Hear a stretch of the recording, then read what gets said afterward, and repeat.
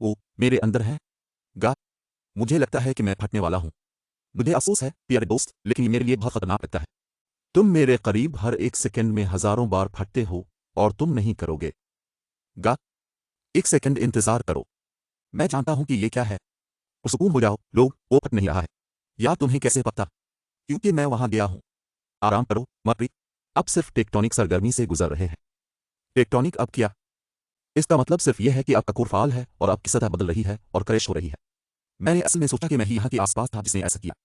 तो क्या मैं वाकई ठीक हूँ? हाँ, कोई फिक्र नहीं यार। बस कभी कभी थोड़ा सा दर्द होता है। अगर जमीन के लोग उन तमाम ज़लज़लों और सैलाबों में जिंदा रह सकते हैं तो क्या इतना बुरा नहीं हो सकता? ठीक है। ओ ठीक है, ये एक राहत है। अगरचे ज़िमनी असरात में एक मुआहिदा क्रिस्ट शामिल हो सकता है, लिहाजा आप और भी छोटे हो सकते हैं। शायद आप लुपो 2.0 होंगे। हा हा हा हा। ये मुज़हका खेज नहीं है। ज़मीन ज़मीन ज़मीन